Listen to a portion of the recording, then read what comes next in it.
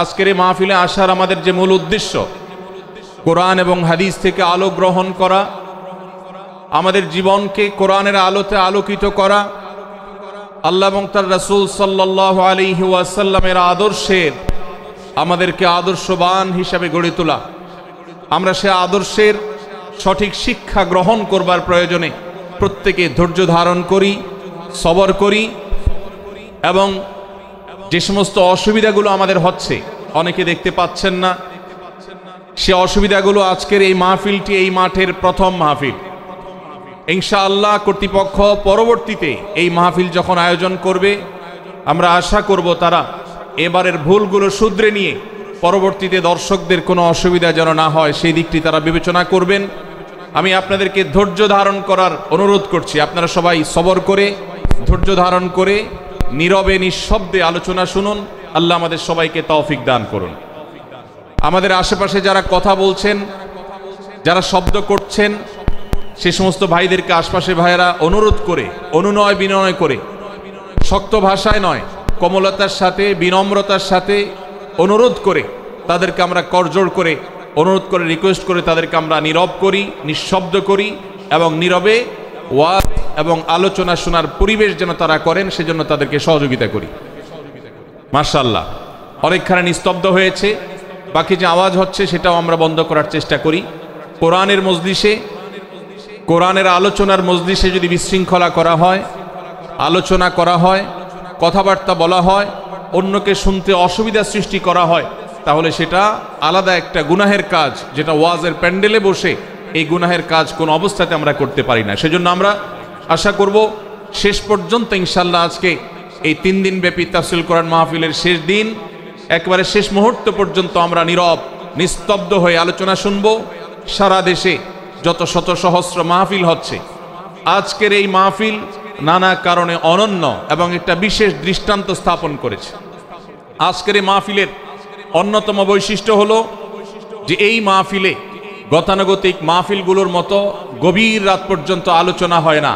এটি একটি ভালো দিক এবং একটি আদর্শ মাহফিলের অন্যতম পূর্ব শর্ত। গভীর রাত পর্যন্ত দূর দূরান্তে মাইক লাগিয়ে ওয়াজ মাহফিল আয়োজন করা কোনো আদর্শ মাহফিলের চিত্র হতে পারে না। সেই বিচারে, সেই দৃষ্টিকোণ থেকে আদ-দ্বীন ফাউন্ডেশনের আজকের এই মাহফিলটি অত্যন্ত চমৎকার এবং অসাধারণ মাহফিল। কারণ এই মাহফিলের গত 2 দিনের খবর আমি নিয়েছি এবং আজকের দিন সম্পর্কে আমি জেনেছি যে গভীর রাত পর্যন্ত এবং দূর দূরান্ত পর্যন্ত মাইক লাগিয়ে মানুষকে ডিস্টার্ব করার মতো মাহফিল এখানে হচ্ছে না। এটি একটি ভালো দিক। দ্বিতীয়ত হলো, ওয়াজ মাহফিল থেকে শুধুমাত্র ওয়াজ বা আলোচনা নয়, এখান থেকে দ্বীনি বই পুস্তক, কোরআন এবং হাদিসের আলোকে রচিত যে সমস্ত ধর্মীয় বই পুস্তক আমাদের প্রয়োজন হয়, সেই সমস্ত বইয়ের প্রয়োজন মেটাবার জন্য আপনারা জানেন এখানে 20-25টি বুক স্টলের ব্যবস্থা করা হয়েছে। বিশাল বড় বই মেলার আয়োজন করা হয়েছে। অর্থাৎ জ্ঞান বিতরণের 2টি মাধ্যম এখানে একসঙ্গে পাওয়া যাচ্ছে। আমরা কোরআন থেকে আলোচনা শুনছি, আবার কোরআন হাদিসের আলোকে রচিত বই পুস্তক আমরা সাথে নিয়ে যেতে পারছি। এটিও এই মাহফিলের একটি বিশেষ বৈশিষ্ট্য। তৃতীয়ত হলো, আমাদের মা বোনদের প্রবেশ পথ, তাদের অবস্থান, এগুলোকে এতটাই স্বতন্ত্র করা হয়েছে, এতটাই এগুলোকে সেপারেট করা হয়েছে যে সেগুলো তাদের প্রাইভেসি, তাদের পর্দার যে বিধিবিধান, তাদের যে ব্যক্তিত্ব, তাদের যে অন্যান্য দিকগুলো আছে সেগুলোকে খুব ভালোভাবে মেনটেন করা হচ্ছে। এটিও একটি আদর্শ মাহফিলের গুরুত্বপূর্ণ দিক। আজকাল অনেক ওয়াজ মাহফিলে মা বোনদের জন্য ওয়াজ শোনার ব্যবস্থা রাখা হয়, কিন্তু সেই সমস্ত ওয়াজ মাহফিলে মা বোনদের পর্দা সুন্দরভাবে সুচারুরূপে তারা আসা এবং নিরাপত্তার সাথে আবার ফিরে যাওয়ার মতো পৃথক আসা যাওয়ার রাস্তা ইত্যাদির ব্যবস্থা করা হয় না, যা বহুবিধ ফিতনার কারণ হয়ে থাকে। আজকের এই মাহফিলটিতে সেই দৃষ্টিকোণ থেকে একটি অনন্য দৃষ্টান্ত স্থাপিত হয়েছে যে মা বোনদের জন্য পৃথক ওয়াজ শোনার ব্যবস্থা এবং রাস্তাঘাট পৃথক, যাতে করে তারা তাদের সেই পর্দার বিধিবিধানগুলো মেনটেন করে চলতে পারেন। এই জন্য আমি কর্তৃপক্ষকে বিশেষভাবে ধন্যবাদ দিতে চাই। সেই সাথে আজকের একটা মাহফিলের সম্পূর্ণ নতুন দিক যুক্ত হয়েছে, যেটা আপনারা দেখেছেন, তা হলো প্রত্যেক আলোচক আলোচনা করার আগে তার বায়োগ্রাফি পেশ করা হচ্ছে, তার জীবন বৃত্তান্ত পেশ করা হচ্ছে এবং সংক্ষেপে তার সম্পর্কে ধারণা দেয়া হচ্ছে। এটিও একটা চমৎকার দিক এবং আমার জানা মতে বাংলাদেশের যে কোনো মাহফিলে এটি প্রথম দৃষ্টান্ত। সেই সাথে এই মাহফিলে আগত আমাদের সম্মানিত দর্শক শ্রোতা মণ্ডলীর জন্য প্রাথমিক চিকিৎসা সম্পর্কে যেন তারা ধারণা নিতে পারেন সেজন্য অনেকগুলো বুথ করা হয়েছে। এই বুথগুলো থেকে একজন মানুষ তার প্রাথমিক স্বাস্থ্য এটার পরীক্ষা নিরীক্ষা বা নিজের চিকিৎসা সম্পর্কে স্টেপ কিভাবে নেবেন সে সম্পর্কে আদ্দিন সকিনা মেডিকেল কলেজের তরফ থেকে একটি বিশেষ আয়োজন হলো, যে বিশেষ ক্যাম্প এবং বুথ করে করে আমাদের দর্শক শ্রোতাকে এই দিক থেকে বিশেষ সার্ভিস দেওয়া হচ্ছে। পর্যাপ্ত টয়লেটের ব্যবস্থা করার কথা আমি শুনতে পেরেছি, জানতে পেরেছি, এবং বক্তাদের আলোচকদের বিভিন্ন উক্তি সম্বলিত ফেস্টুন আমি দেখেছি, যেটা অত্যন্ত নতুন একটা দিক। যদিও সেখানে বক্তাদের ছবি না থাকলে, প্রিন্টেড ছবি না থাকলে সেটা ভালো ছিল। আমি আশা করব কর্তৃপক্ষ সেটি পরবর্তীতে খেয়াল রাখবেন। সেই সাথে আমি একটি বিশেষ অনুরোধ তাদেরকে করেছি, তা হলো এই 3 দিন ব্যাপী তাফসিল কোরআন মাহফিলে আলোচকগণ কোরআন এবং হাদিস থেকে যে সমস্ত আলোচনা বক্তব্য পেশ করেছেন এবং করবেন তার সবগুলোর সামারি একটি স্মারক গ্রন্থ আকারে যদি প্রকাশ করা হয়, একটি স্মারক পুস্তিকা আকারে প্রকাশ করার পর যদি এটি বিতরণ করা হয়, তাহলে মাহফিলটি হারিয়ে যাবে না, মাহফিলটি আমাদের ঘরে ঘরে থেকে যাবে, আমাদের জীবনকে আলোকিত করবে। আমি আশা করব ওয়াজ মাহফিল, যেটি এই দেশের সবচেয়ে প্রাচীনতম কালচারের অন্যতম, এদেশের সবচেয়ে শক্তিশালী সংস্কৃতির অন্যতম হলো ওয়াজ মাহফিল। এই ওয়াজ মাহফিলগুলো আদর্শ ওয়াজ মাহফিলে পরিণত হবে। এই ওয়াজ মাহফিলগুলো মানুষের বিরক্তির কারণ হবে না। শহর এলাকায় রাত বিরাতে গভীর রাত পর্যন্ত দূর দূরান্তে মাইক লাগিয়ে মানুষের দুর্ভোগ সৃষ্টির কারণ হবে না। উচ্চ শব্দ দিয়ে মানুষকে বিরক্ত করার কারণ হবে না মাহফিলগুলো। আমরা যদি আদর্শ ওয়াজ মাহফিলের দৃষ্টান্ত স্থাপন করতে পারি, তাহলে এই দেশ কোরআনের আলোয় আলোকিত হবে, হাদিসের আলোকে আলোকিত হবে, আমাদের ঘরগুলো আলোকিত হবে দ্বীনের নূর এবং আলো দ্বারায়। আল্লাহ রাব্বুল আলামিন আমাদের সবাইকে কোরআন এবং হাদিসের আলো থেকে আলোকিত হওয়ার তৌফিক দান করুন। আজকের এই মাহফিলে আমরা যেরকম সবাই সমবেত হয়েছি, মাশাআল্লাহ চরম নীরব নিস্তব্ধ পরিবেশে সবাই পিনপতন নীরব হয়ে এই মুহূর্তে কথা শুনছি। আমি আশা করব শেষ মুহূর্ত পর্যন্ত আমরা এই অবস্থা বজায় রাখবো। আরশে আজিমের মালিকের কাছে ফরিয়াদ করি, হে আল্লাহ, হে আরশের মালিক, আপনি আমাদের সবাইকে এখানে যেরকম একত্রিত হওয়ার তৌফিক দিয়েছেন, জান্নাতুল ফেরদাউসের আঙ্গিনায় প্রিয় হাবিব মুহাম্মদ মুস্তাফা সাল্লাল্লাহু আলাইহি সাল্লামের সাথে আমাদেরকে এরকম একত্র হওয়ার, সমবেত হওয়ার তৌফিক দান করুন, বলুন আমিন। সম্মানিত ভাইয়েরা, আমি আপনাদের সম্মুখে কোরআনে কারীমের গুরুত্বপূর্ণ একটি সূরা, সূরা হুজুরাতের একটি আয়াত তেলাওয়াত করেছি। সূরা হুজুরাতের 7টি বিশেষ সামারি আপনাদের সামনে আমি তুলে ধরতে চাই। এই সূরার বিশেষ তাৎপর্য, এই সূরার যে বিশেষ বার্তা, আজ বাংলাদেশের যে সমাজ বাস্তবতা রয়েছে, সেই সমাজ বাস্তবতায় সূরাতুল হুজুরাত প্রতিটি ঘরে ঘরে প্রত্যেক মুসলমানকে বারবার পাঠ করা, পুনর্পাঠ করা প্রয়োজন। আমার রব, আমার আল্লাহ যদি আমাকে শক্তি সামর্থ্য দিতেন, আমি আমার দেশের প্রত্যেক মুসলিম ভাইকে বোনকে হাত জোড় করে, অনুরোধ করে, অনুনয় বিনয় করে সূরাতুল হুজুরাতের শুরু থেকে শেষ পর্যন্ত যে 18টি আয়াত রয়েছে, এই 18 আয়াতে ঐতিহাসিক যে 7টি বিশেষ বার্তা রয়েছে, সে বার্তাগুলো গ্রহণ করবার উদ্দেশ্যে বারবার অর্থ সহকারে সূরাতুল হুজুরাত বুঝে বুঝে পড়া, এর তাফসীর দেখার, এর সামারিকে বারবার জানার জন্য আমি অনুরোধ করতাম। আল্লাহ তাআলা আমাদের সবাইকে সূরাতুল হুজুরাত এর আলো দ্বারায় সবাইকে আলোকিত হওয়ার তৌফিক দান করুন।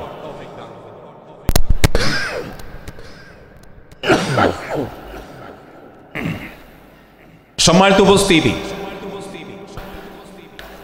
আমি যে সূরার সামারি আপনাদেরকে বলতে যাচ্ছি, যে সূরাকে সামনে রেখে আজকের এই ঐতিহাসিক মাহফিলে কোরআনে কারীমের দেওয়া 7টি বার্তা দিতে চাইছি, সেই সূরার নাম হলো সূরাতুল হুজুরাত। এই সূরা কোরআনে কারীমের 26তম পারায় অবস্থিত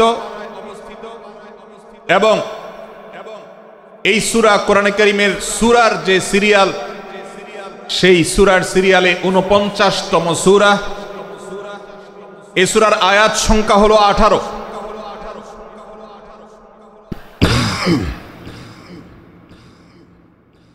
এ সূরার প্রথম থেকে পঞ্চম আয়াত পর্যন্ত প্রথম এই 5টি আয়াতে আল্লাহ রাব্বুল আলামিন তার প্রিয় নবী মুহাম্মদ মুস্তাফা সাল্লাল্লাহু আলাইহি ওয়াসাল্লাম, সবাই দুরূদ পড়ি, সাল্লাল্লাহু আলাইহি ওয়াসাল্লাম। প্রিয় নবীজির নাম শুনলে দুরূদ পাঠ করতে হয়, তার জন্য দোয়া করতে হয়। কারণ আল্লাহর হাবিব সাল্লাল্লাহু আলাইহি ওয়াসাল্লাম তার সমগ্র জীবনকে যে কষ্টের মধ্যে পার করেছেন, তার সমগ্র জীবনকে উৎসর্গ করেছেন, তা আপনার আমার হেদায়েতের জন্য, গোটা বিশ্ব মানবতার মুক্তির প্রয়োজনে।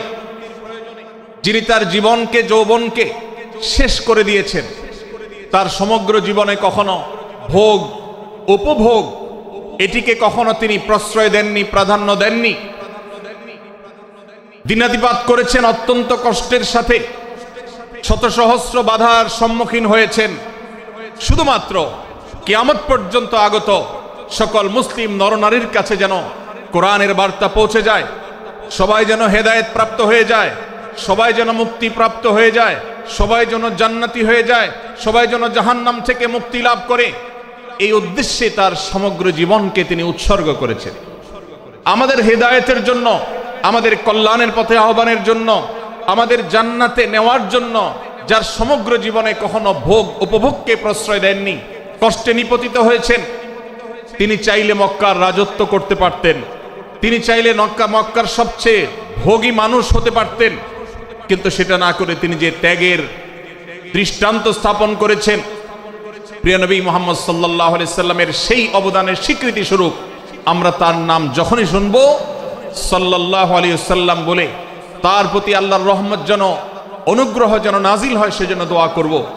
আল্লাহ তাআলা তার হাবিবকে রহমত এমনিতেই দান করবেন, আপনি আর আমি তার জন্য রহমতের দোয়া করার মধ্য দিয়ে আমরা সৌভাগ্যবান মানুষের কাতারে শামিল হতে পারবো। তো আমি যেটি বলছিলাম, সূরাতুল হুজরাতের 1 থেকে 5 নম্বর আয়াত পর্যন্ত এই 5টি আয়াতে আল্লাহ রাব্বুল আলামিন প্রিয় নবী সাল্লাল্লাহু আলাইহি সাল্লামের সাথে আদব এবং শিষ্টাচারের শিক্ষা দিয়েছেন মানব জাতিকে। এবং আল্লাহ রাব্বুল আলামিন ঈমানদারদেরকে পরম মায়ার সাথে ডেকে, ইয়া আইয়ুহাল্লাযীনা আমানু, হে ঈমানদারগণ, এই ডাকে আল্লাহ তাআলা ডেকে বলেছেন, লা তুকাদ্দিমু বাইনা ইয়াদাইল্লাহি ওয়া রাসূলিহি, তোমরা আল্লাহ এবং তার রাসূলের সামনে আগ বেড়ে কোনো কথা বলবে না, আগ বেড়ে কোনো কাজ করবে না। একজন ঈমানদার, একজন মুসলমান, তার এই শিষ্টাচারের শিক্ষা তার জীবনে ধারণ করতে হবে। যখনই আল্লাহ কোনো কথা বলেছেন, আল্লাহ রাসূল সাল্লাল্লাহু আলাইহি সাল্লাম কোনো কথা বলেছেন, এটি নিশ্চিত হতে পারবো আমরা, তখন একজন ঈমানদার আর কখনো সেটার উপর কোনো কথা বলবে না, আগ বেড়ে কোনো কিছু করবে না, কোনো প্রকার সীমা লঙ্ঘন করবে না। ক্বালাল্লাহ ক্বালার রাসূল, আল্লাহ বলেছেন, আল্লাহ রাসূল বলেছেন, এটি শোনার পর সে তার আপাদমস্তককে সারেন্ডার করবে, সে নিজেকে আত্মসমর্পণ করবে। এর উপর তার কোনো যুক্তিকে, কোনো বুদ্ধিকে, তার কোনো মতামতকে সে সেখানে আর দাঁড় করাবার চেষ্টা করবে না। এটা একজন শিষ্টাচার বিশিষ্ট ঈমানদারের বৈশিষ্ট্য। কোরআন এই শিক্ষা আমাদেরকে দিয়েছে। ভাইরা আমার, এই শিক্ষাকে ধারণ করে আমরা যারা নিজেদেরকে মুসলমান দাবি করছি, আমাদের সম্মানীয় যারা আছেন, আল্লাহকে যেরকম আমরা সম্মান করি, আল্লাহ রাসূলকে যেরকম সম্মান করি, ঠিক একইভাবে আমাদেরকে যে সমস্ত মানুষগুলোকে সম্মান করার নির্দেশ করা হয়েছে, ওলামা একরাম রয়েছেন, আমাদের বাবা মা, বয়সে বড়, শিক্ষিত, এবং যারা আমাদের শিক্ষক বৃন্দ আছেন, এভাবে যারা আমাদের সম্মানের পাত্র আছেন, সে মানুষগুলোর সামনে আগ বেড়ে যেন কোনো কিছু না করি। সে আগ বাড়াটা কথার ক্ষেত্রে হতে পারে, চলার ক্ষেত্রে হতে পারে, আচরণের ক্ষেত্রে হতে পারে। এই শিষ্টাচারের শিক্ষা সূরা হুজরাতের প্রথম আয়াতে আমাদেরকে দেয়া হয়েছে। প্রিয় ভাইরা আমার, আমাদের সমাজে আজ যে সমস্ত ভালো গুণের দুর্ভিক্ষ চলছে, ক্রাইসিস চলছে, অভাব চলছে, এর মধ্যে অন্যতম হলো আজ শিষ্টাচারের অভাব। আমাদের সমাজের চতুর্দিকে আপনি দেখতে পাবেন পরিলক্ষিত হচ্ছে। আমাদের শিশু থেকে নিয়ে কিশোর, যুবক থেকে নিয়ে মধ্যবয়স্ক, সকল শ্রেণী মানুষের মধ্যে আজ আদব এবং শিষ্টাচারের ভয়াবহ অভাব আমরা দেখতে পাচ্ছি। বিশেষ করে পশ্চিমা সংস্কৃতিকে আমাদের এই স্বদেশে, আমাদের এই মুসলমানদের সমাজে জোর করে পুশ করাবার, সে সমস্ত এজেন্ডাকে বাস্তবায়ন করবার যে প্রচেষ্টা এদেশের এক শ্রেণীর মানুষকে করতে দেখা যায়, তারা এদেশের সমাজের খাঁজে বাজে থাকা ইসলামের কৃষ্টি, কালচার এবং সংস্কৃতিগুলোকে ধুয়ে মুছে পরিষ্কার করবার জন্য শত সহস্র উদ্যোগ নিয়েছে। আমাদেরকে কোরআনের শিক্ষা ধারণ করে, কোরআনের শিক্ষাকে প্রচার করে, কোরআনের শিক্ষাকে প্রতিষ্ঠিত করে ব্যক্তির মধ্যে, ঘরে, পরিবারে, সমাজে, রাষ্ট্রে, সংবিধানে, আইনে, সংসদে, সর্বত্র কোরআনের শিক্ষাকে বাস্তবায়ন করে সেই সমস্ত বিন্দেশী অপসংস্কৃতি চাপিয়ে দেওয়ার ষড়যন্ত্রকে মোকাবেলা করতে হবে ইনশাআল্লাহ। ভাইরা আমার, আর সেজন্য সূরা হুজরাতের এই শিষ্টাচারের শিক্ষা আমাদের জীবনে খুবই গুরুত্বপূর্ণ। আমরা যখনই কোনো সম্মানীয় ব্যক্তির কাছে আমরা থাকব, তাদের কথার উপরে কথা বলা, তাদের সাথে তর্ক করা, তাদের সামনে আগ বেড়ে কথা বলা, এমনকি তারা যখন চলবেন তাদের সামনে সামনে হাঁটা, এই সবগুলো কোরআনের এই শিষ্টাচারের যে শিক্ষা আছে এর পরিপন্থী।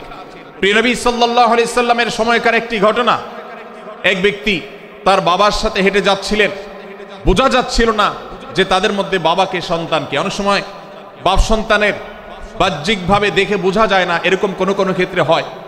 জিজ্ঞেস করা হলো তাদেরকে, তোমাদের মধ্যে বাবাকে সন্তানকে? বলা হলো যে অমুক বাবা, অমুক সন্তান।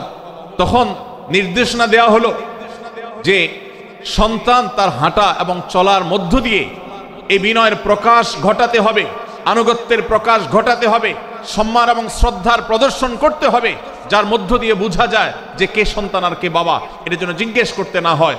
আজ আমাদের যারা তরুণ আছি, আমরা যুবক আছি, আমরা অনেকেই পশ্চিমা সংস্কৃতি দ্বারা প্রভাবিত হয়ে আমরা শিষ্টাচারের এই গণ্ডি এবং সীমানা পার হয়ে চলে গেছি।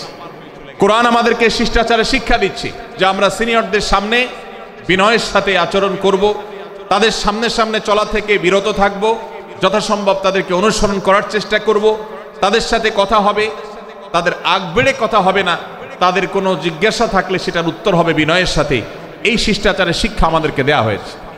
এবং একইভাবে সূরা হুজরাতের প্রথম বার্তার মধ্যে নবী সাল্লাল্লাহু আলাইহি সাল্লামের সাথে আরেকটি শিষ্টাচার শেখানো হয়েছে, তা হলো আল্লাহ রাব্বুল আলামিন আমাদের কণ্ঠকে, আমাদের আওয়াজকে, আমাদের কথাকে নবী সাল্লাল্লাহু আলাইহি সাল্লামের কথার চাইতে যেন আগ বেড়ে না যায়, তার চাইতে যেন উঁচু কণ্ঠে আমরা কথা না বলি, তার চাইতে যেন উচ্চ স্বরে কথা না বলি, সেই শিক্ষা দিয়েছেন। সেই শিষ্টাচারের শিক্ষা আমাদেরকে দেওয়া হয়েছে।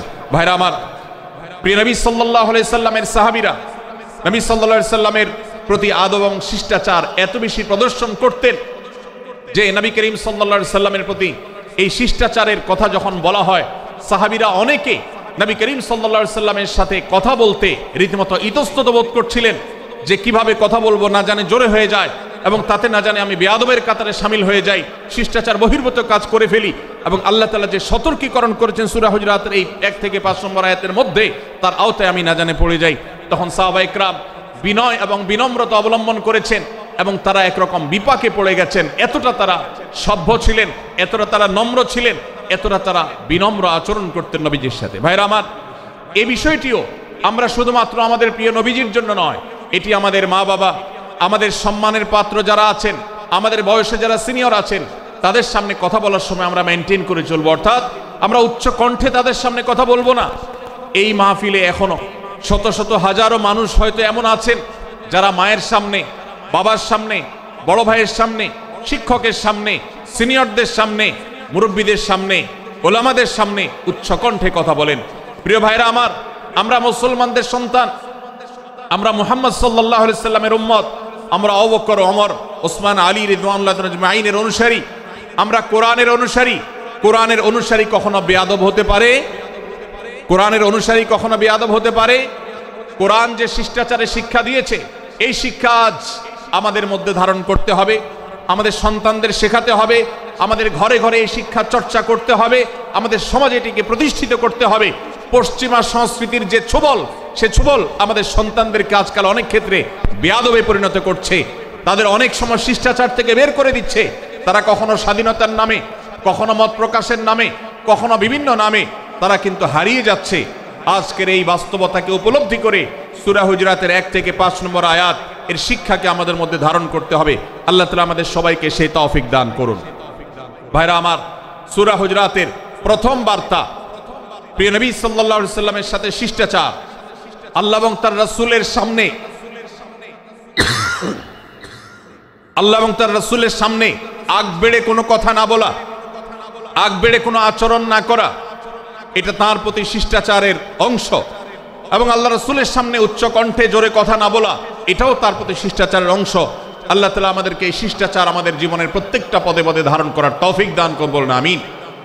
ভাইরা আমার, সূরা হুজরাতের দ্বিতীয় যে শিক্ষা, সেই শিক্ষাটা বর্ণিত হয়েছে এই সূরার 6 থেকে 8 নম্বর আয়াত। 6 থেকে 8 নম্বর এই আয়াতের মধ্যে আল্লাহ রাব্বুল আলামিন আমাদেরকে দ্বিতীয় শিক্ষা দিয়েছেন, ঈমানদার কখনো কোনো কথা বলার আগে সেই কথা সত্য কিনা, বাস্তব কিনা সেটি যাচাই বাছাই না করে বলবে না। ঈমানদার কখনো গুজবে কান দিবে না। ঈমানদার কখনো শোনা কথার উপরে ভিত্তি করে কোনো সিদ্ধান্ত গ্রহণ করবে না। এই শিক্ষাটাও আজকের বাস্তবতার আলোকে আমাদের সমাজের জন্য অত্যন্ত গুরুত্বপূর্ণ এবং প্রয়োজনীয়। প্রিয় ভাইরা আমার, আমাদের চতুর্পাশে যদি আমরা তাকাই, আমরা দেখতে পাবো সোশ্যাল মিডিয়াতে, ফেসবুকে আজকাল কোনো তথ্য উপাত্ত পেলে সেটার পরখ করা ছাড়া, যাচাই বাছাই করা ছাড়া, সত্য অসত্য নিরূপণ করা ছাড়া আমরা অনেকে সেটার প্রচার প্রচারণায় নেমে যাই। আমরা অনেকে সেটার শেয়ার দেওয়া শুরু করে দেই। আমরা অনেকে এটার উপর ভিত্তি করে অনেককে নিন্দা মন্দ করা শুরু করে দেই।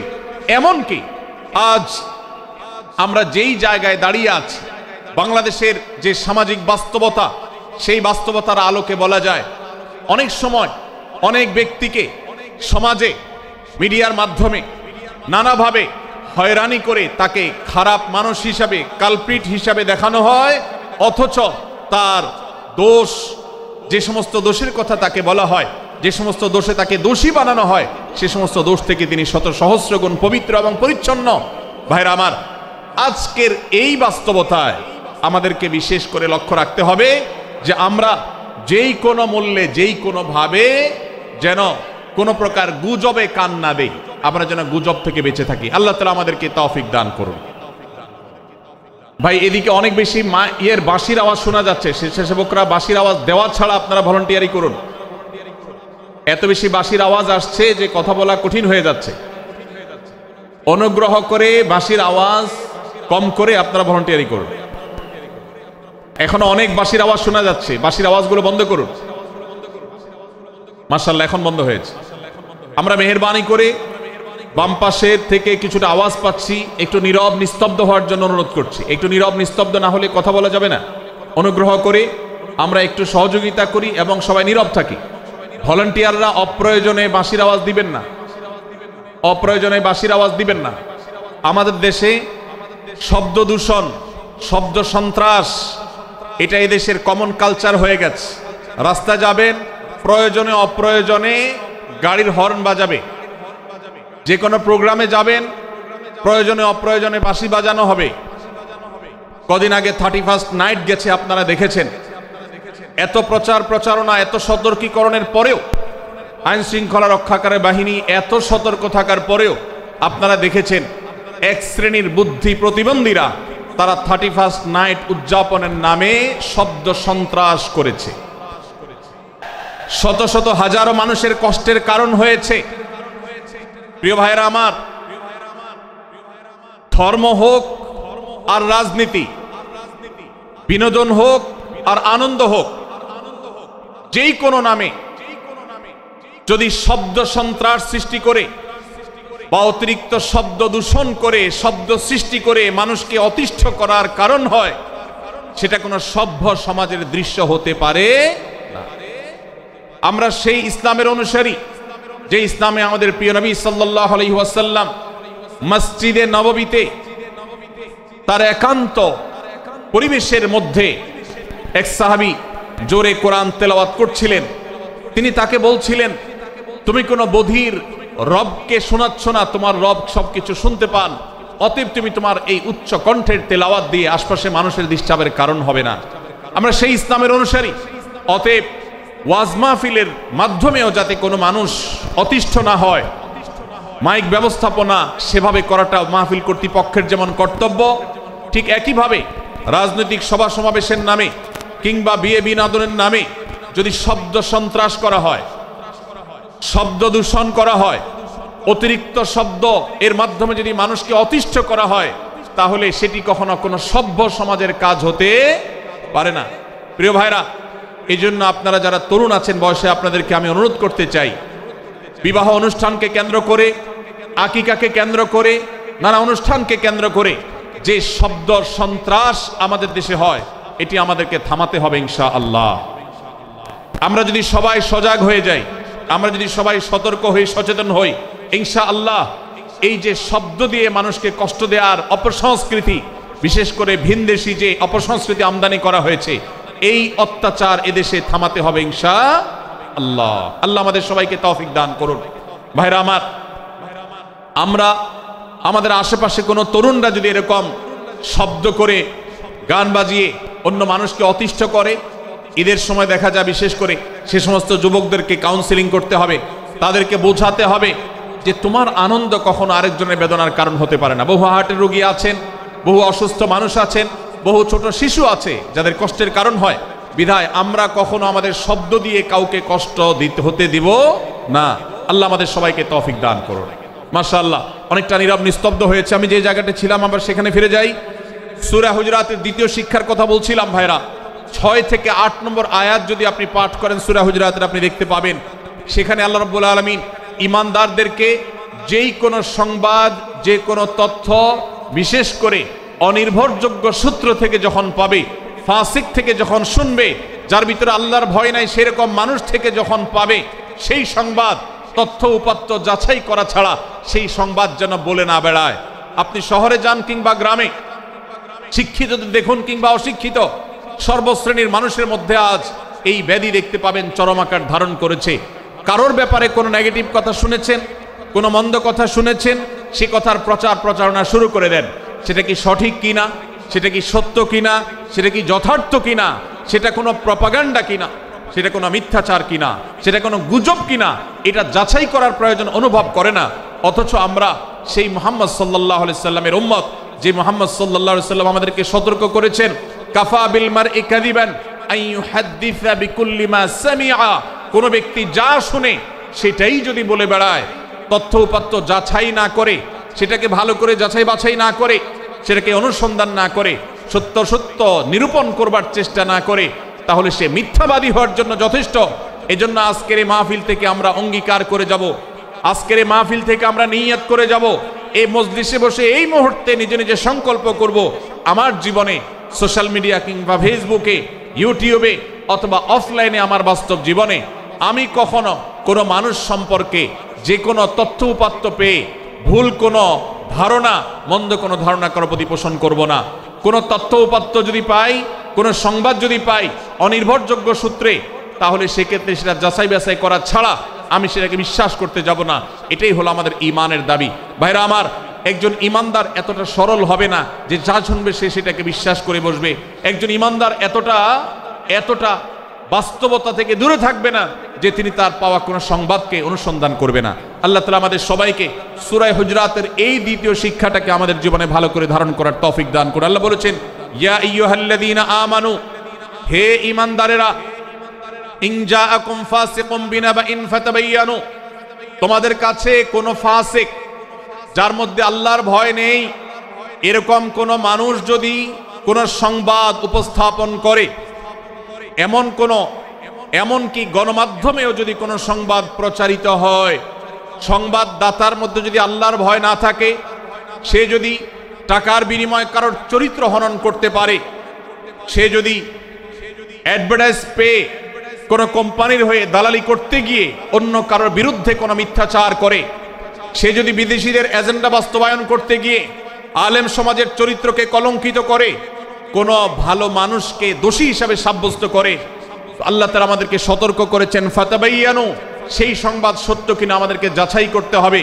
আন তুসিবু কওমান বিজাহালাহ ফাতুসবিহু আলা মা ফাআলতুম নাদিমিন, যদি আমরা যাচাই বাছাই না করে যা শুনি সেটাকে বিশ্বাস করতে থাকি, তাহলে আমরা এক সময় লজ্জিত হতে হবে, অনুতপ্ত হতে হবে আমাদের এই ভুল অবস্থানের কারণে।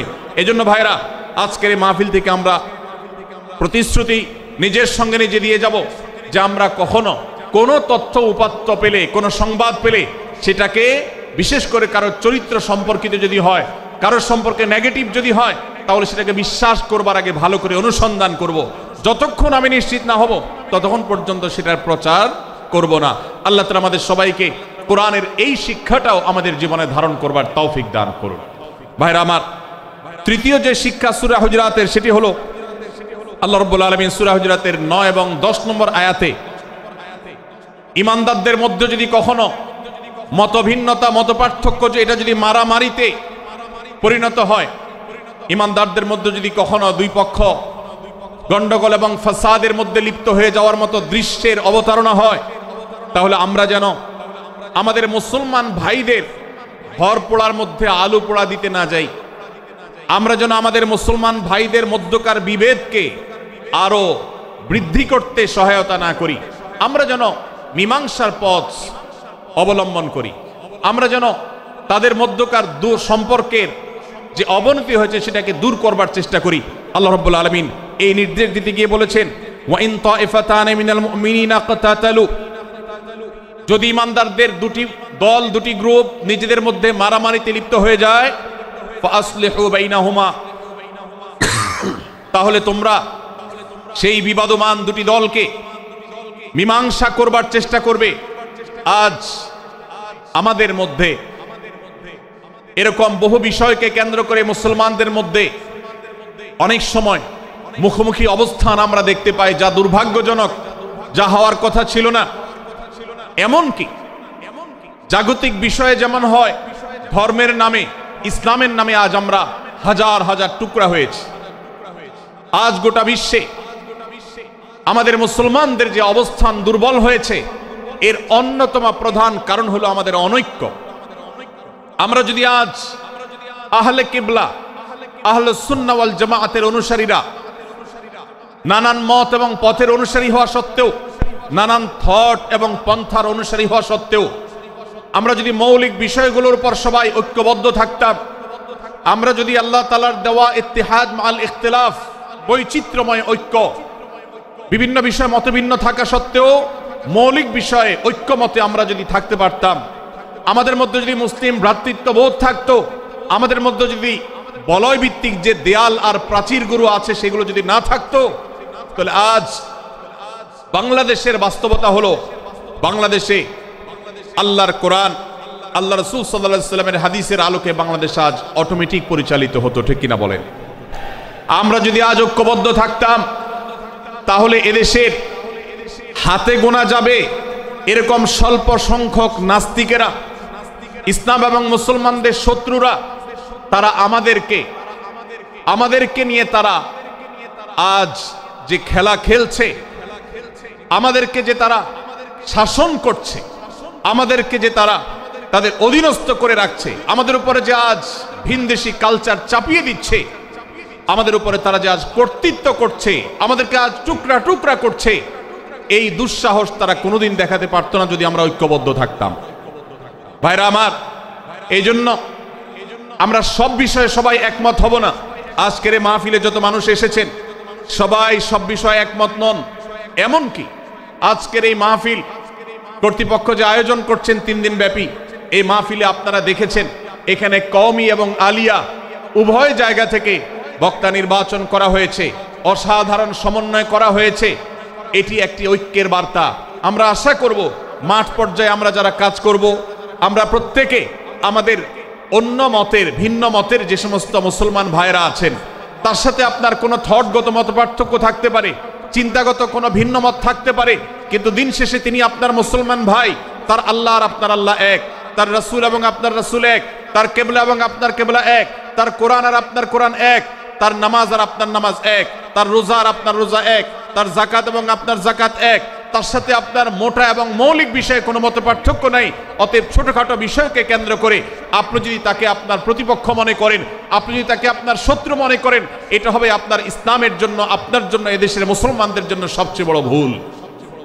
ভাইরা আমার,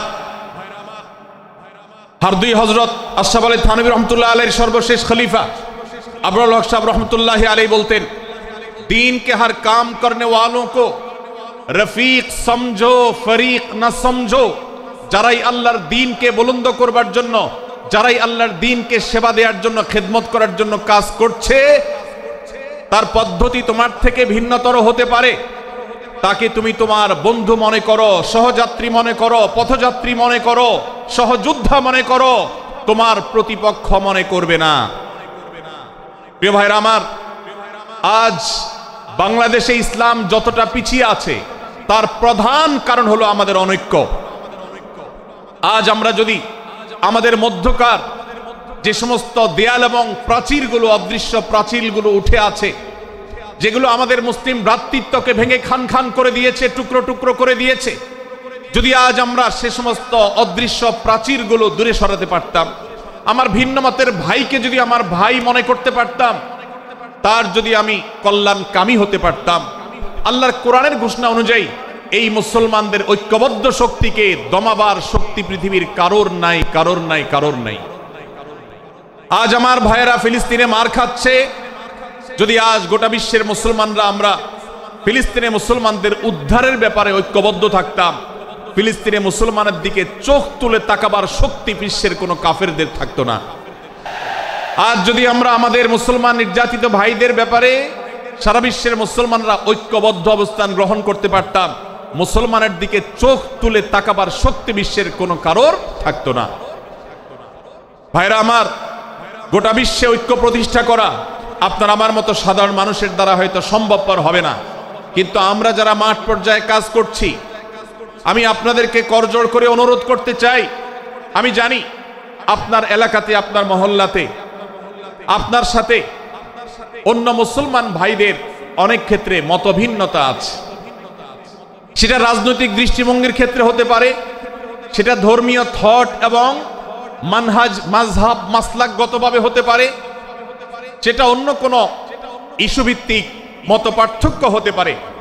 আল্লাহর জন্য, আল্লাহর ওয়াস্তে, আল্লাহর ওই আয়াতকে মেনে আমল করার চেষ্টা করি আমরা। আল্লাহ বলেছেন, ওয়া'তাসিমু বিহাবলিল্লাহি জামিআন ওয়া লা তাফাররাকু, তোমরা আল্লাহর রশিকে সবাই ঐক্যবদ্ধভাবে আঁকড়ে করে ধরো, ঐক্যবদ্ধভাবে আল্লাহর রশিকে আঁকড়ে ধরো, তোমরা পরস্পর বিচ্ছিন্ন হয়ে যেও না।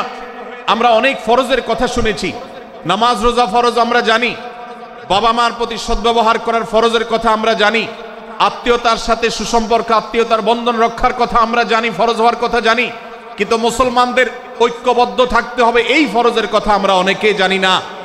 ভাইরা আমার, মুসলমানদেরকে আল্লাহ রাব্বুল আলামিন ঐক্যবদ্ধ থাকার নির্দেশ দিয়েছেন। এই ঐক্যটা এর মানে এই নয় যে সবাই এক মতের হয়ে যাবে সব বিষয়ে। বিভিন্ন বিষয়ে আমাদের মধ্যে মত পার্থক্য থাকবে, তারপরে আমরা একে অন্যের সহযোদ্ধা হব, সহযাত্রী হব, আমরা একে অন্যের কল্যাণকামী হব, একে অন্যের ভালো চাইব। আমার ভিন্ন মতের মুসলমানের কোনো ক্ষতিতে আমি খুশি হব না, তার ক্ষতিতে আমি কষ্ট পাবো, তার সাফল্যকে আমি এনজয় করব, আনন্দিত হব। এটা যদি করতে না পারি তো আমি কখনো খালেস এবং সাচ্চা মুসলমান হতে পারলাম না। আল্লাহ তাআলা আমাদের অন্তরগুলোকে উদার করে দিন, ব্রড করে দিন, প্রশস্ত করে দিন, বড় করে দিন, উম্মার ঐক্যের প্রয়াসী হওয়ার তৌফিক দান করুন বলুন আমিন। ভাইরা আমার, আমরা মহল্লায় মহল্লায়, এলাকায় এলাকায়, মসজিদে মসজিদে, আমাদের নিজস্ব বলয়ে, নিজস্ব অঙ্গনে আমরা চেষ্টা করব ভিন্ন ভিন্ন মতের মুসলিম ভাইকেও আমার ভাই হিসাবে আঁকড়ে ধরার, আপন করার। ডক্টর খন্দকার আব্দুল্লাহ জাহাঙ্গীর রাহিমাহুল্লাহ এই অঞ্চলের সন্তান। তিনি বলতেন, বেদাতে লিপ্ত কোনো মুসলমান, তার ব্যাপারেও আমি মনে করি আমার ভাই ভুলের মধ্যে আছেন, তার ব্যাপারে আমার মায়া মমতা কাজ করে, আমি তার কল্যাণকামী, তাকে আমার ভাই মনে করি। ঠিক একইভাবে আমার কোনো মুসলমান ভাইয়ের সাথে যদি আমার ভিন্ন মতের কারণে আমার মনে হয় যে তিনি ভুল পথে আছেন, তারপর তাকে আমি শত্রু ভাববো না, তার অকল্যাণ আমি চাইবো না। আজ বাংলাদেশের বাস্তবতায় যদি আমরা তাকাই, দেখতে পারবো ইসলাম এবং মুসলমানদের যত শত্রু আছে, আমরা দেখেছি গত কয়েক যুগ ধরে তাদের নিজেদের মধ্যে হাজারো বিভক্তি, হাজারো মত পার্থক্য থাকা সত্ত্বেও মুসলমানদের শত্রুতা করার ব্যাপারে তারা সবাই ঐক্যবদ্ধ। অথচ আমরা মুসলমানরা আমাদের আল্লাহ, আমাদের রাসূল, আমাদের কোরআন, আমাদের কিবলা, আমাদের সবকিছু এক হওয়া সত্ত্বেও ছোটখাটো বিষয়কে নিয়ে আমরা আমাদের মধ্যকার বিভেদের প্রাচীরগুলোকে দাঁড় করিয়ে রেখেছি, যার কারণে আমরা গোটা বিশ্বে যেমন মার খাচ্ছি, আমাদের এই প্রিয় মাতৃভূমিতেও আমরা সংখ্যায় সবচেয়ে বেশি হয়েও আমরা কালচারালি মাইনরিটি হয়ে আছি, সংস্কৃতিতে আমরা সংখ্যালঘু হয়ে আছি, সব ক্ষেত্রে আমাদেরকে ইগনোর করা হয়। 4 লক্ষ মসজিদের এদেশে 4 লক্ষ ইমাম আছেন, 4 লক্ষ মুয়াজ্জিন আছেন। এই মসজিদগুলো এদেশে এর নেটওয়ার্ক যতটা শক্তিশালী, এদেশের সকল রাজনৈতিক দলগুলোর নেটওয়ার্ককে যদি একত্র করা হয়, মসজিদগুলোর মতো এতটা শক্তিশালী নেটওয়ার্ক এদেশের সমাজে নাই। কিন্তু ওলামা একরামকে ইগনোর করা হয়, মুসলমানদের ইগনোর করা হয়। এদেশের আইনে কোরআন এবং সুন্নাহ এদেশের মুসলমানদের ধ্যান ধারণাকে কখনো বিবেচনায় আনা হয় না। এই যে মুসলমানদের আজ দুরবস্থা, এর অন্যতম প্রধান কারণ হলো আমাদের হাজার হাজার ভাগে বিভক্তি। এই বিভক্তির দেয়ালগুলোকে তুলতে হবে কি হবে না? যদি হয় তাহলে আপনি নিজে থেকে শুরু করে দিন। আপনি যেই মতই লালন করেন না কেন, আপনার ভিন্ন মতের মুসলমানকে আপনি ভাই মনে করবেন, তার সাথে বুক মিলাতে আপনার কষ্ট হবে না, তার সাথে বসতে আপনার অসুবিধা হবে না। ভিন্ন মতের আলেম, এক মতের আলেম আরেক মতের আলেমের সাথে বসতে অসুবিধা হবে না। এক মতের অনুসারী আরেক মতের অনুসারীকে ভাই বলতে অসুবিধা হবে না। আমরা সোশ্যাল মিডিয়াতে নিজেদের মধ্যে কামড়াকামড়ি করব না, নিজেদের মধ্যে আমরা ঝগড়া বিবাদ করব না। এবং যদি কেউ বিবাদে লিপ্ত হয়, সূরা হুজরাতের 9 এবং 10 নম্বর আয়াতের শিক্ষা বলছে, মুসলমানদের মধ্যে দুটি দল যদি মারামারিতে লিপ্ত হয়, তুমি সেখানে গিয়ে খোঁচাখুচি করে মারামারি বানানোর তো প্রশ্নই ওঠে না। বরং আল্লাহ বলছেন যে ফাসলিহু বাইনাহুমা, তাদের উভয়ের মধ্যে মীমাংসা করবার জন্য তুমি উদ্যোক্তা হও, তুমি উদ্যোগী হও। ভাইরা আমার, আমরা অনেকেই হয়তো জেনে থাকবো মিথ্যা এটা আল্লাহর জমিনের সবচেয়ে বড় জঘন্য অপরাধগুলোর মধ্যে থেকে একটি। একজন মুসলমান কোন অবস্থাতে মিথ্যা বলতে পারে না, কিন্তু কোন মুসলমান যদি অন্য মুসলমানের সাথে কখনো বিবাদ বিতণ্ডায় লিপ্ত হয়ে যায়, দুজন মুসলমান বা দুটি বলয়, দুটি পক্ষ, দুটি গোষ্ঠী মুসলমানদের, তাদের মধ্যে যদি কোনো বিষয় যদি ভুল বুঝাবুঝি তৈরি হয়, ভিন্ন মত সৃষ্টি হয়, একে অন্যের সাথে শত্রু ভাবাপন্ন হয়ে যায়, তাহলে তাদের দুইজনের মধ্যে বা দুই পক্ষের মধ্যে মীমাংসা করবার জন্য কেউ যদি মিথ্যা কথাও বলে, অর্থাৎ আপনি এক পক্ষের কাছে গিয়ে বললেন, ভাই আপনি যাকে এত খারাপ মনে করছেন, যার ব্যাপারে আপনি এতটা রাগান্বিত হয়ে আছেন, আমি তো জানি তিনি আপনার ব্যাপারে অনেক সফট চিন্তা রাখেন, আপনার ব্যাপারে অনেক ইতিবাচক ভাবনা রাখেন, আপনার ব্যাপারে অনেক সুধারণা পোষণ করেন। আপনি যদি একজন মুসলমানের কাছে গিয়ে, এক পক্ষের কাছে গিয়ে যদি এই কথাটা বলেন, বাস্তবে তিনি যদি এটা নাও বলেন, তারপরেও আপনি যদি এই মিথ্যা কথা বলেন, এই মিথ্যা এটা শুধু জায়েজ নয়, বরং এই মিথ্যাটা এর মাধ্যমে আপনি যে তাদের পরস্পরের সম্পর্ককে ভালো করার চেষ্টা করেছেন, এর মাধ্যমে আপনি আল্লাহর কাছে নেকি এবং সওয়াব পাবেন ইনশাআল্লাহ। ভাইরা আমার, তাহলে দুজন মুসলমান, দুটি পক্ষ, দুটি দল, দুটি বলয়, দুটি গোষ্ঠী যদি কখনো ভিন্ন মত তাদের মধ্যে তৈরি হয়, সেটা যদি মারামারিতে গিয়ে পৌঁছায়, সেটা যদি বিবাদ বিতণ্ডা পর্যন্ত গিয়ে পৌঁছায়, আমাদের কাজ হবে মধ্যে থেকে সেটাকে মীমাংসার মাধ্যমে দূরত্বকে কমানোর। আমরা কখনো দূরত্ব বাড়াবো না, পারলে দূরত্ব কমাবো। ডক্টর খন্দকার আব্দুল্লাহ জাহাঙ্গীর রহমতুল্লাহ একটা কথা বলতেন, মুসলমানদের বাড়িতে যে আগুন লেগেছে, বিভেদের আগুন, মতবিরোধের আগুন, মত পার্থক্য, এটা মতবিরোধে যে পৌঁছে গেছে, এ আগুন তিনি বলতেন, আমি নিভাবার মতো শক্তি আমার নাই, এত পাওয়ার নাই যে বহুদা বিভক্ত মুসলমানদেরকে আমি ঐক্যবদ্ধ করে ফেলবো, এত শক্তি আমার হাতে নেই। কিন্তু একটা শক্তি আমার কাছে আছে ভাই, সেটা হলো যে বিবাদমান মুসলমানদের মধ্যে বিবাদ যেন আর না বাড়ে, বিবাদের যে আগুন লেগেছে সে আগুনে যেন আর ঘি ঢালা না হয়, কেরোসিন ঢালা না হয়, সেজন্য আমি ভূমিকা রাখতে পারি। আমি আপনাদেরকে বিনয়ের সাথে অনুরোধ করতে চাই, যত বিষয় নিয়ে আমাদের মুসলমানদের পরস্পরের মত পার্থক্য আছে, হতে পারে সেটা মাসআলা নিয়ে, হতে পারে সেটা রাজনৈতিক অবস্থানকে কেন্দ্র করে, হতে পারে অন্য কোনো বিষয়কে কেন্দ্র করে, আল্লাহর ওয়াস্তে আপনি বিভেদ মিটাতে পারেন আর না পারেন, বিভেদ যেন না বাড়ে সেজন্য আপনি অবস্থান গ্রহণ করবেন, বিভেদ বাড়ার ক্ষেত্রে কোনো ভূমিকা পালন করবেন না, এবং সব সময় উম্মার ঐক্য প্রয়াস চাইবেন, প্রয়াস চালাবেন, উম্মার ঐক্য চেষ্টা করবেন। আল্লাহর কাছে আপনি যে দোয়াগুলো করেন, এর মধ্যে একটা দোয়া যেন এটাও থাকে, হে আল্লাহ, আমরা বহুদা বিভক্ত হয়ে গেছি, আমরা টুকরা টুকরা হয়ে গেছি, যার কারণে তোমার ভাষ্য অনুযায়ী ফাতাফশালু ওয়া তাযহাবা রিহুকুম, আজ আমাদের শক্তি শেষ হয়ে গেছে, আমরা দুর্বল হয়ে গেছি। আজ বাংলাদেশের বাস্তবতা যদি আমরা বলি, যে দেশের 90-95 ভাগ মানুষ মুসলমান, সে দেশে আজ হাতে গোনা কিছু নাস্তিক, কিছু ইসলাম বিদ্বেষী মুসলমান বিদ্বেষীরা তারা আমাদেরকে আজ উঠা বসা করায়, তারা আমাদের আইন নির্ধারণ করে, তারা আমাদের শাসক নির্ধারণ করে, তারা আমাদের সব বিষয়গুলোকে নির্ধারণ করে দেয়। আমাদের সন্তানরা পাঠ্যপুস্তকে কি পড়বে সেটাও ইসলাম বিদ্বেষীরাই ঠিক করে দেয়। ভাইরা আমার, এই অবস্থার যদি পরিবর্তন চাই তাহলে আমাদের মধ্যকার দূরত্বগুলো কমাতে হবে। এজন্য আপনার দোয়ার মধ্যে আল্লাহর কাছে নিবেদন করুন, আল্লাহ আপনি আমাদের মধ্যকার বিভেদগুলো কমিয়ে দিন, আল্লাহ আমাদের ওলামাদেরকে ঐক্যবদ্ধ করে দিন, আল্লাহ আমাদেরকে ইত্তেহাদ মাল ইখতিলাফ, বৈচিত্র্যময় ঐক্য, মতভিন্ন থাকা সত্ত্বেও মৌলিক বিষয় ঐক্যবদ্ধ হওয়ার তৌফিক দান করুন। সীসাডালা প্রাচীরের মতো আমাদেরকে কাঁধে কাঁধ মিলিয়ে আল্লাহ এবং তার রাসূল সাল্লাল্লাহু আলাইহি সাল্লামের আদেশ নিষেধকে ব্যক্তি, সমাজ, পরিবার, রাষ্ট্রে সর্বত্র বাস্তবায়নের জন্য কাজ করার তৌফিক দান করুন। আমরা আমাদের দোয়ার মধ্যে মুসলমানদের ঐক্যের জন্য দোয়া করব তো ইনশাআল্লাহ। আল্লাহ তাআলা আমাদেরকে সেই তৌফিক দান করুন। ভাইরা আমার, তাহলে সূরা হুজুরাতের তৃতীয় শিক্ষা বলছিলাম 9 থেকে 10 নম্বর আয়াতে আল্লাহ রাব্বুল আলামিন মুসলমানদের মধ্যে যদি কখনো বিবাদ, বিতণ্ডা, মারামারি, হানাহানি সৃষ্টি হয় তাহলে সেটিকে মীমাংসা করবার কথা বলেছেন। অতএব যদি কোনো স্বামী স্ত্রীর মধ্যেও কখনো মনোমালিন্য তৈরি হয়, আপনার যদি সেখানে ভূমিকা রাখবার সুযোগ থাকে, আপনি চেষ্টা করবেন উভয়ের মধ্যে দূরত্বটা কমাবার জন্য। আমরা অনেকে আজকাল নামাজ কালাম পড়ি, রোজা রাখি, দাড়ি রাখি, অনেক ভালো ভালো কথা বলি, অথচ দুজনের মধ্যে গন্ডগোল লাগলে আমরা সেখানে এক পক্ষ হয়ে আরেক পক্ষকে আমরা খেপিয়ে তুলি। পারলে অনেকে চগলখড়ি করেন, প্রত্যেক পক্ষের কাছে গিয়ে অপর পক্ষের ব্যাপারে মিথ্যা কথা বলে তাদের মধ্যে ভেজাল কারো বাড়িয়ে দেন। এই জন্য নবী সাল্লাল্লাহু আলাইহি ওয়াসাল্লামের ঐতিহাসিক হাদিস রয়েছে, লা ইয়াদখুলুল জান্নাতা নাম্মাম, যে ব্যক্তি চগলখড়ি করে, দুজনের মধ্যকার গন্ডগোল ফাসাদ বৃদ্ধিতে যে ব্যক্তি ভূমিকা রাখে, ভেজাল লাগায়, এই চগলখোর কখনো জান্নাতে যাবে না। আমাদের অনেকেরই এই দুঃস্বভাব আছে, এই খারাপ চরিত্র আছে।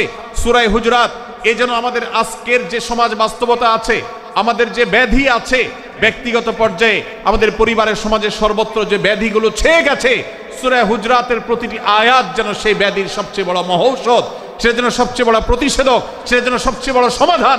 এই জন্য আমি বলেছি শুরুতে, আমার যদি আল্লাহ শক্তি সামর্থ্য দিতেন, প্রত্যেক মুসলমানের হাতে পায়ে ধরে সূরা হুজুরাতের 18টি আয়াত, প্রত্যেকটি আয়াত আমি আমার মুসলমান ভাইদেরকে বলতাম, বারবার পড়ুন, বারবার পাঠ করুন, বোঝার চেষ্টা করুন, জীবনকে পরিবর্তন করুন।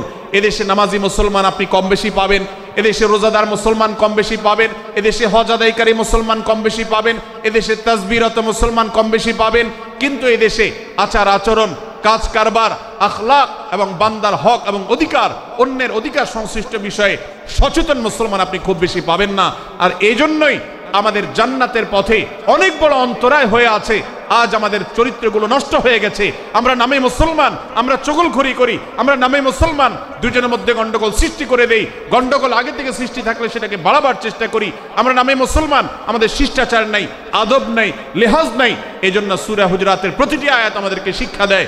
আল্লাহ তাআলা আমাদের সকলকে এই শিক্ষাগুলো আজকের এই মাহফিল থেকে আমাদের বুকের ভেতরে পরম যত্ন সহকারে নিয়ে যাওয়ার এবং আমাদের জীবনকে পরিবর্তন করার তৌফিক দান করুন। ভাইরা আমার, তৃতীয় এই শিক্ষাটি শেষ করে আমি বলতে চাচ্ছি, চতুর্থ আয়াতে আল্লাহ রাব্বুল আলামিন আমাদেরকে বলেছেন, আমরা যেন কেউ কাউকে নিয়ে বিদ্রূপ না করি, ব্যঙ্গ না করি, কেউ কাউকে যেন বাজে নামে না ডাকি, কেউ যেন কাউকে খোঁচাখুচি না করি, কেউ যেন কারোর নাম বিকৃত করে তাকে না ডাকি। ভাইরা আমার, এই আয়াতটি আমি শুরুতে তেলাওয়াত করেছি। আল্লাহ বলেছেন, ইয়া আইয়ুহাল্লাযীনা আমানু লা ইয়াসখার কওমুম মিন কওমিন আসা আন ইয়াকুনু খায়রাম মিনহুম। হে ঈমানদারেরা, হে মুসলমানেরা, তোমাদের কেউ যেন অন্য কারোর নাম ধরে অন্য কাউকে ব্যঙ্গ, বিদ্রূপ, ঠাট্টা না করে। আমরা একে অন্যকে নিয়ে ঠাট্টা করি কি করি না? বিদ্রূপ করার রোগ আমাদের মধ্যে আছে না নাই? ভাইরা আমার, জাগতিক বিষয় তো আছেই, এমনকি দুর্ভাগ্যজনক বাস্তবতা হলো ধর্মের নামে, ইসলামের নামে একদল মুসলমান অপর দল মুসলমানকে নিয়ে হাসি, ব্যঙ্গ, বিদ্রূপ, রাসাহাসি এবং নাম বিকৃত করা এবং খোঁচাখুচি করা, এই কাজগুলো আমাদের মধ্যে আছে না নাই?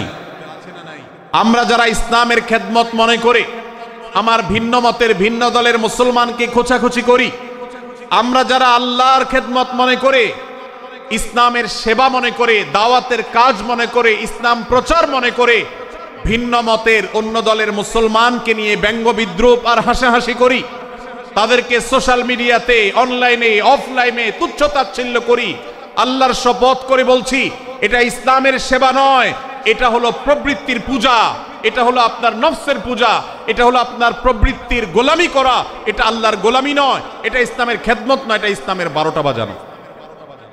ভাইরা আমার, কোন অবস্থাতে একজন মুসলমান অন্য মুসলমানকে নিয়ে ব্যঙ্গ বিদ্রুপ করতে পারে না। আমার মুসলমান ভাই যদি কোনো ভুল কথা বলে, ভুল কাজ করে, আমি যথাযথ নিয়মে তাকে সংশোধনের চেষ্টা করব, সমালোচনা করার দরকার হলে সেটাও করব, কিন্তু হাসাহাসি নয়, বিদ্রুপ নয়, ব্যঙ্গ করা নয়। আজ আমাদের তরুণদের মধ্যে এটা একটা আর্টে পরিণত হয়েছে। আপনারা রোস্টিং ভিডিওর কথা কম বেশি সবাই জেনে থাকবেন। রোস্টিং ভিডিওর কথা আপনারা জানেন কি জানেন না? ভাইরা আমার, রোস্টিং ভিডিও নামটা দেখেন, অর্থাৎ কাউকে রোস্ট করা। আমরা মুরগি রোস্ট করার কথা জানি, এখন মানুষ রোস্ট করার সিস্টেম শুরু হয়েছে। একজন মানুষের কোনো ভুল কিছু পেয়েছেন, অবশ্যই আপনি সমালোচনা করবেন। আপনি একজন মুসলমান হিসেবে জানতে হবে কারোর ভুলের সমালোচনার মূলনীতি আছে। মূলনীতি আছে না নেই? কোরআন এবং সুন্নাহর বাতানো যে প্রিন্সিপাল, সেটাকে লক্ষ্য করে, সেটাকে আমলে নিয়ে, সেটাকে ধরে ধরে যদি আপনি সমালোচনা না করেন, তাহলে আপনার এই সমালোচনা এটাই আপনাকে জাহান্নামে নেওয়ার কারণ হতে পারে। ভাইরা আমার, আপনি কাউকে রোস্ট করার নামে, কাউকে সমালোচনা করার নামে, হতে পারে কেউ ভুল করেছেন, কিন্তু সেটা করতে গিয়ে যদি তার অধিকার নষ্ট করেন, আপনি সীমা ছাড়িয়ে চলে যান, আপনি যদি ব্যঙ্গ বিদ্রুপ করে হারামের পর্যায়ে চলে যান, তাহলে সূরা হুজরাতের আয়াতের আলোকে আপনি কবিরা গুনাহে লিপ্ত হলেন। আমরা অনেকে আছি যে ব্যক্তিগত পর্যায়ে এই বিদ্রুপ করাটাকে আমরা কোনো বিষয় মনে করছি না। সোশ্যাল মিডিয়াতে অনেকগুলো ভিডিও ক্লিপ আছে, আপনাদের চোখে নিশ্চয়ই পড়েছে, আমার চোখে বহু পড়েছে, যে অনেক সময় দেখা যায় বিনোদনের নামে কাউকে খোঁচাখুচি করা, কাউকে অপমান করা, কাউকে হয়তো ধাক্কা দিয়ে পানিতে ফেলে দেয়া, কাউকে কষ্ট দেয়া, কাউকে হয়তো প্রতারিত করা, এটাকে আমরা এনজয় করি। অনেক ভিডিও ক্লিপে দেখা যায় এভাবে কাউকে কোনোভাবে অপমানিত করে, কাউকে কোনোভাবে ধোঁকা দিয়ে বোকা বানিয়ে আমরা এনজয় করি, আমরা হাসাহাসি করি। আমাদের রুচি নষ্ট হতে হতে আজ এই পর্যায়ে এসেছে যে এটা আমাদের এনজয়ের বিষয় হয়েছে, এটা আমাদের আনন্দের বিষয় হয়েছে। ভাইরা আমার, সূরা হুজরাতের এই আয়াত, অর্থাৎ 11 নম্বর আয়াত, এই আয়াত বলছে আমাদের জন্য কোন মুসলমানকে, কোন মানুষকে ব্যঙ্গ বিদ্রুপ করা হারাম। কোন মুসলমানকে ব্যঙ্গ বিদ্রুপ করা কি হারাম। অতএব আপনি রসিকতা করেও যদি কারোর সাথে ব্যঙ্গ বিদ্রুপ করেন এবং সেটা যদি তার মনে কষ্ট হওয়ার কারণ হয়, তিনি যদি সমাজের মানুষের কাছে হেয় প্রতিপন্ন হন, তাহলে ইসলামী শরিয়ার দৃষ্টিকোণ থেকে সারা বিশ্বের সমস্ত ওলামাদের ঐক্যমতে সেটা হারাম। আমরা চুরি করা হারাম জানি, আমরা ডাকাতি করা হারাম জানি, আমরা মাদক সেবন করা হারাম জানি, আমরা নামাজ ত্যাগ করা হারাম জানি। এই সমস্ত হারাম থেকে আমরা অনেকেই বেঁচে থাকি, কিন্তু আমি আমার মুসলমান ভাইয়ের চরিত্র হনন করছি, শুধুমাত্র সাধারণ জীবনযাত্রার ক্ষেত্রে করছি তা নয়, এমনকি ধর্মের নামে, ইসলাম প্রচারের নামে, দাওয়াতের নামে আমরা আমাদের প্রতিপক্ষ মুসলমান ভাইকে নিয়ে অনেক সময় ব্যঙ্গ বিদ্রুপ করি, হাসাহাসি করি, তাকে ছোট করি, তাচ্ছিল্য করি, হেয় করি, তার সম্মানহানি করি। আমরা জানি না আমাদের প্রিয় নবী সাল্লাল্লাহু আলাইহি ওয়াসাল্লাম এর একটা হাদিস আমাদের সামনে রয়েছে, সহিহ মুসলিমে বর্ণিত হয়েছে। নবী করিম সাল্লাল্লাহু আলাইহি ওয়াসাল্লামের এই হাদিস আজ সবচেয়ে অসহায় হাদিস। অসহায় হাদিস এই জন্য বললাম যে আজকের এই হাদিসের উপরে কেউ আমল করে না, এই হাদিসটাকে কেউ পাত্তা দেয় না, এই হাদিসকে কেউ গুরুত্ব দেয় না, অথচ এই হাদিস প্রত্যেক মুসলমানের বুকে বুকে ঝুলিয়ে রাখা দরকার। এই হাদিস আমাদের ঘরে ঘরে ঝুলানো দরকার, এই হাদিস আমাদের অফিসগুলোতে শোভা পাওয়া দরকার, এই হাদিস আমাদের জীবনে বাস্তবায়ন হওয়া দরকার। নবী করিম সাল্লাল্লাহু আলাইহি ওয়াসাল্লাম সেই হাদিস বর্ণনা করেছেন। আবু হুরায়রা রাদিয়াল্লাহু তাআলা আনহু তিনি বলেছেন, লা তাহাসাদু, লা তাহাসাদু, হে মুসলমানরা, তোমরা কেউ কাউকে কখনো হিংসা করবে না, কেউ কাউকে হিংসা করবে না। আমাদের মধ্যে হিংসা আছে না নাই? হিংসা আছে না নাই? আমরা একে অন্যকে হিংসা করি। একদল মুসলমান অন্য দল মুসলমানকে হিংসা করে, কেউ কারো ভালো দেখতে পারে না। ভাইরা আমার, আল্লাহ নবী বলেছেন, লা তাহাসাদু, তোমরা একে অন্যকে হিংসা করো না। ওয়ালা তানাজাসু, কেনা বেচা করতে গিয়ে কেউ কাউকে ধোঁকা দিও না, প্রতারণা করো না। ওয়ালা তাবাগাদু, তোমরা একে অন্যের সাথে শত্রুতা বিদ্বেষ পোষণ করবে না। ওয়ালা তাদাবারু, তোমাদের কেউ যেন কারোর পেছনে লেগে না থাকে, কাউকে অবজ্ঞা যেন না করে। ওয়ালা ইয়াবি আহাদুকুম আলা বাই'i আখিহি, এবং তোমাদের কেউ যেন আরেকজনের কেনাবেচার উপরে সেখানে ইন্টারফেয়ার করে সে যেন সেখানে কোনো প্রকার ক্ষতিগ্রস্ত কাউকে না করে। ওয়াকুনু ইবাদাল্লাহি ইখওয়ানা, হে মুসলমানরা তোমরা আল্লাহর বান্দা ভাই ভাই হয়ে থাকো। তোমাদের মধ্যে মতপার্থক্য থাকুক, দলগত মতপার্থক্য, অবস্থানগত মতপার্থক্য, থটগত মতপার্থক্য, মাযহাব মাসলাবগত মতপার্থক্য থাকুক, কিন্তু তোমরা আল্লাহর বান্দা ভাই ভাই হয়ে থাকো। এক দলের মুসলমানকে আল্লাহ তাআলা ভাই ভাই হতে বলেন নাই, এক গ্রুপের মুসলমানকে আল্লাহ ভাই ভাই হতে বলেন নাই, এক বলয়ের মুসলমানকে আল্লাহ ভাই ভাই হতে বলেন নাই, নিজ দলের মুসলমানের সাথে আল্লাহ ভাই ভাই থাকতে বলেন নাই। আল্লাহ বলেছেন সকল মুসলমানদের সাথে ভাই ভাই হয়ে থাকার জন্য, ভ্রাতৃত্বের বন্ধনে থাকার জন্য। এজন্য আল্লাহ নবী সাল্লাল্লাহু আলাইহি ওয়াসাল্লাম সে নির্দেশ করেছেন। আল্লাহ নবী সাল্লাল্লাহু আলাইহি ওয়াসাল্লাম আরো বলেছেন, আল মুসলিমু আখুল মুসলিম, মুসলমান মুসলমানের ভাই, লা ইয়াজলিমুহু ওয়ালা ইয়াখযুলুহু, কোন মুসলমান কোন মুসলমানকে জুলুম করতে পারে না, তার আইল ঠেলতে পারে না, তার জমি দখল করতে পারে না, তার অধিকার নষ্ট করতে পারে না, তাকে কথা দিয়ে অত্যাচার করতে পারে না। ওয়ালা ইয়াখযুলুহু, তাকে অপমানিত করতে পারে না, লাঞ্ছিত করতে পারে না। ওয়ালা ইয়াকযিবুহু, তার সাথে মিথ্যা বলতে পারে না। ওয়ালা ইয়াহকিরুহু, তাকে তাচ্ছিল্য করতে পারে না। আত-তাকওয়া হাহুনা, আত-তাকওয়া হাহুনা, আত-তাকওয়া হাহুনা। নবীজি তিনবার নিজের বুকের দিকে তাকিয়ে দেখিয়েছেন, তাকওয়া এখানে, তাকওয়া এখানে, তাকওয়া এখানে। আমাদের অন্তরকে ভালো করতে হবে, সমস্ত মুসলমানদের জন্য উদার হতে হবে, কলিজাকে বড় করতে হবে, মনটাকে ব্রড করতে হবে, প্রশস্ত করতে হবে, অন্য মুসলমানকে ভাই মনে করতে হবে। কোন ভিন্ন মতের মুসলমানের সাথে শত্রুতা পোষণ করা যাবে না। ভাইরা আমার, অতএব এই হাদিসকে সামনে রেখে এই হাদিসের শেষ অংশে নবী সাল্লাল্লাহু আলাইহি ওয়াসাল্লাম বলেছেন, আল মুসলিমু কুল্লুল মুসলিমি আলাল মুসলিমি হারামুন দমুহু ওয়া মালুহু ওয়া ইরদুহু। এক মুসলমানের জন্য অন্য মুসলমানের তিনটি জিনিসকে আল্লাহ তাআলা হারাম করে দিয়েছেন। কোন মুসলমানের রক্ত এটা প্রবাহিত করা, কাউকে হত্যা করা যেরকম হারাম, কোন মুসলমানের সম্পদ অন্যায়ভাবে আপনি ভোগ করবেন, দখল করবেন, মেরে দিবেন, এটা হারাম। ঠিক একইভাবে কোন মুসলমানের সম্মান নষ্ট করবেন, ইজ্জত নষ্ট করবেন, সম্ভ্রম নষ্ট করবেন, অপমান করবেন, এটাকে আল্লাহ তাআলা হারাম করেছেন। আল্লাহ তাআলা আমাদের সবাইকে অন্য মুসলমানদের ব্যাপারে এরকম দায়িত্বশীল ভূমিকা রাখার তৌফিক দান করুন, বলুন আমিন। ভাইরা আমার, সূরা হুজরাতের 4 নম্বর আয়াতের এই শিক্ষাকে ধারণ করে আমরা কারোর প্রতি বিজ্ঞ ব্যঙ্গাত্মক আচরণ করব না। অনেক মুসলমান আছেন অন্য মুসলমানদের নাম ধরে ধরে বিদ্রুপ ব্যঙ্গ করেন, নাম বিকৃত করেন। অনেক সময় আমরা রসিকতা করেও আমাদের অনেকের নাম বিকৃত করি। আল্লাহ সুবহানাহু ওয়া তাআলা এটাকে হারাম করেছেন। এমনকি নবী সাল্লাল্লাহু আলাইহি ওয়াসাল্লাম বলেছেন, লা তাকুল লিকাসিরিন ইয়া কাসিরু, কোন খাটো বা বেটে মানুষকে হে বেটে, হে খাটো এরকম বলে ডেকো না। নবী সাল্লাল্লাহু আলাইহি ওয়াসাল্লাম বলেছেন, এভাবে ডাকলে তিনি অপমানিত হন। আল্লাহ তাকে এভাবে সৃষ্টি করেছেন। আমরা অনেক সময় দেখা যায় একে অন্যকে খোঁচা মারতে গিয়ে তার গায়ের রং কালো হলে, তিনি দেখতে আকারে ছোট হলে তাকে আমরা ব্যঙ্গ করি, বিদ্রুপ করি, তাকে আমরা তাচ্ছিল্য করি, তাকে আমরা অপমান করি, তাকে আমরা অপদস্থ করি। ভাইরা আমার, এটা আমাদের জন্য হারাম।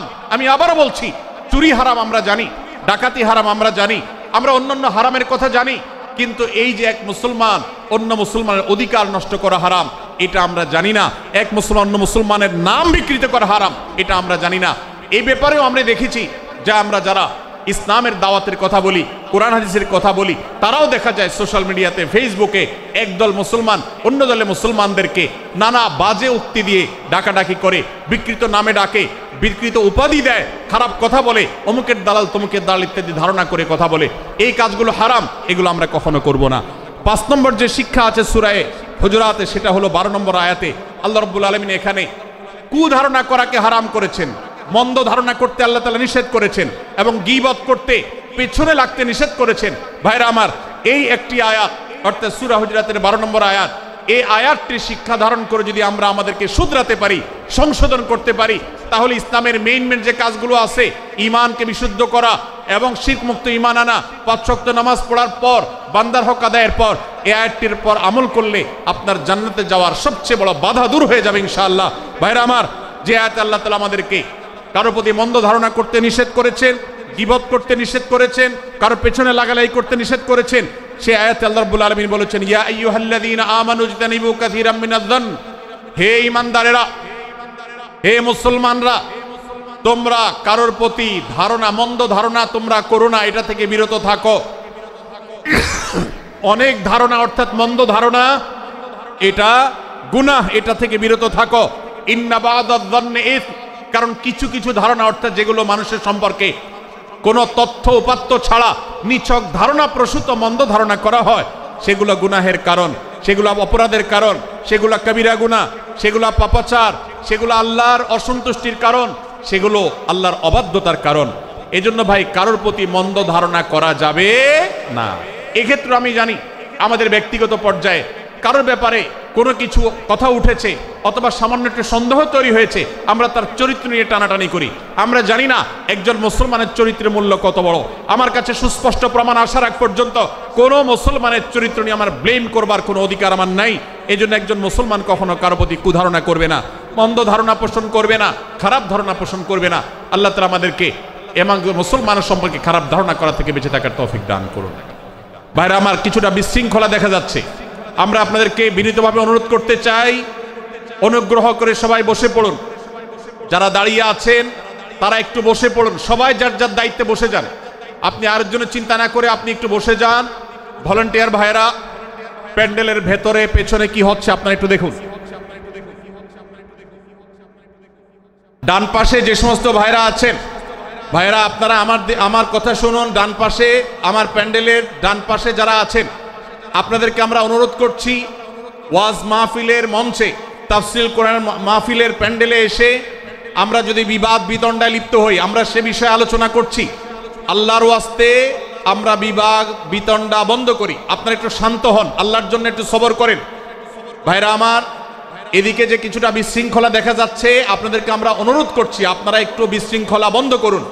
ভাইরা এখানে যারা দাঁড়িয়ে আছেন সবাই বসে যান, সবাই বসে যান, সবাই বসে যান। যশোরের মানুষের দুর্নাম হোক, আপনারা কি চান? আপনারা কি চান যশোরের মানুষের দুর্নাম হোক?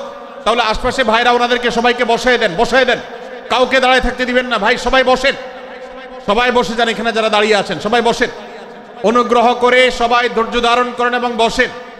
আজকের এই মাহফিল সুন্দরভাবে শেষ হোক। আপনারা কি চান কি চান না? ভাই আপনারা কি চান কি চান না? যদি আপনারা চান, অনুগ্রহ করে আমার ডান পাশে যারা বিশৃঙ্খলা করছেন তারা বসে যান। আপনাদেরকে আমরা অনুরোধ করছি এখান থেকে বসে যান। আপনারা কি ডক্টর মিজানুর রহমান আজহারী সাহেবের আলোচনা শুনতে চান কি চান না? যদি চান তাহলে মেহেরবানি করে আওয়াজ বন্ধ করে পরিবেশ শান্ত করে। এখানে অল্প কিছু মানুষের মধ্যে বিশৃঙ্খলা দেখা যাচ্ছে।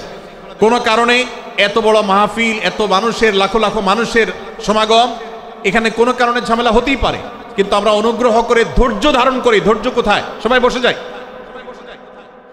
সবাই বসে যান, আওয়াজ বন্ধ করে। ভলান্টিয়ার ভাইয়েরা এদিকে বিনয়ের সাথে মানুষদেরকে বসানোর জন্য চেষ্টা করেন। আশেপাশের যারা আছেন বসে, তারা দাঁড়ানো ভাইদেরকে হাতে পায়ে ধরে বসান, সবাই সবাইকে টান দিয়ে বসান। ভাই এ পাশে যারা বিশৃঙ্খলা আচরণ করছেন তারা আপনারা একটু বসেন।